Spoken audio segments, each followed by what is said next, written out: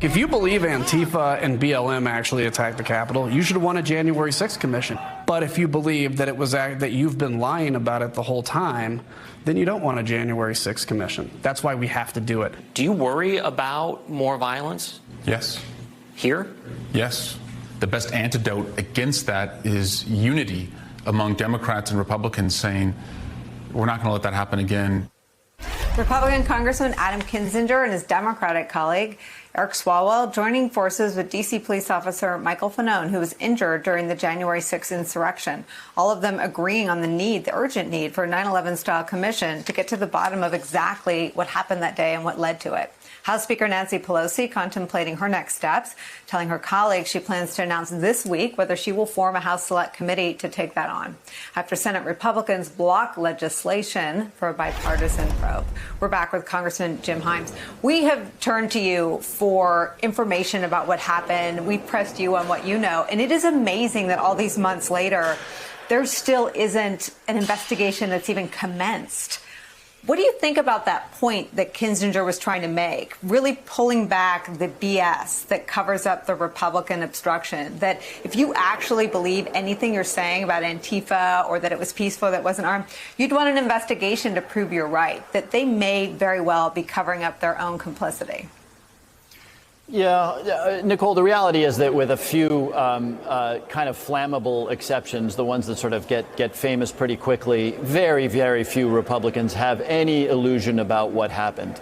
And precisely because they understand what happened, you saw the Trump flags, you saw Trump's words, they understand what happened precisely because they understand that this was a Trump-catalyzed event, a Trump-catalyzed attack. They don't want to talk about it. They really, really don't want to talk about it. That is inconvenient to their attacks on Democrats, and it is inconvenient to what they're trying to do, which is retake control of the House of Representatives. So don't be fooled. There may be one or two folks that believe the FBI did this or Antifa did this, but the Republicans know what happened, and they really, really don't want to talk about it. And that's a dangerous thing for a country who came very close to having its democracy turned over. I want to show you something Officer Fanone said in that same interview. We'll talk about it on the other side. If there was participation from members of Congress, from their staff, as an officer that served that day, I certainly would like to know that. Like, as an American, I believe very strongly in a two-party system. Right now, one of those parties has a cancer, and we got to cut it out. And until we do that, we're not going to be able to move forward as a nation.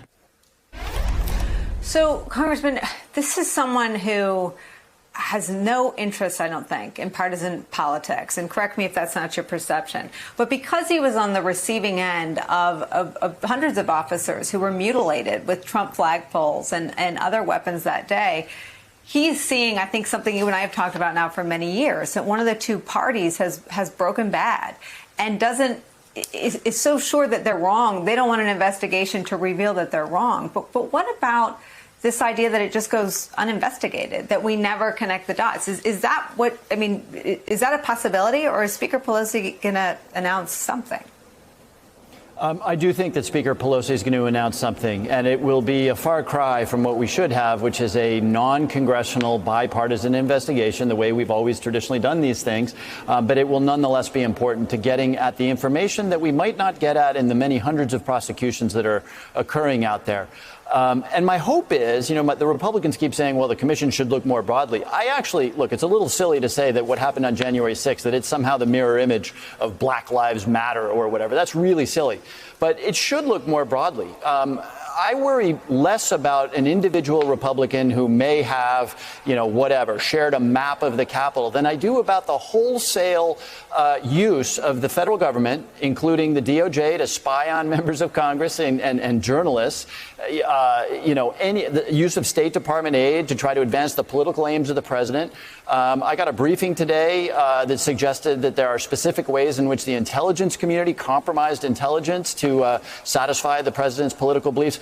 We need something that actually looks at the entire compromise of the entire federal government in the service of one president's political aims.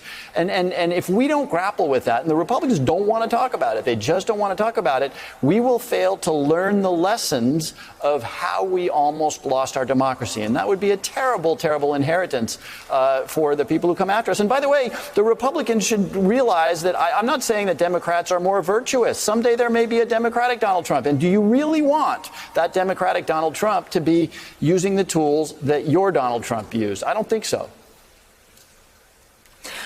You've touched on something that is the bigger story, and we don't do a good enough job, I think, of placing it out there.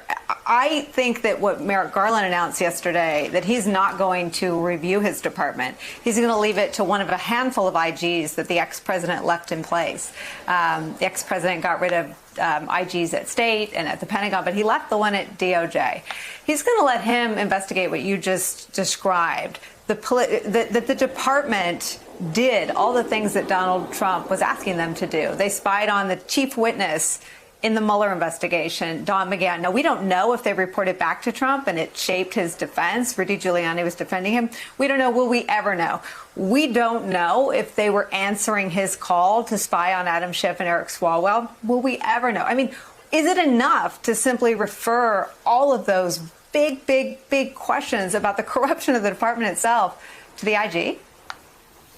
Well, that's a really good question. What is true is that former Attorney General Barr so obviously compromised that office by repeatedly acting not in the interest of justice, but acting in the political interest of the president. And the examples, as you know, go on and on and on of the Attorney General Barr doing that. Attorney General Merrick Garland is in a very uncomfortable position because now that position is sullied by this political shadow. And so maybe it's not ideal, but I actually appreciate the Attorney General saying, hey, this will not have political fingerprints on it. This will be done objectively, full stop.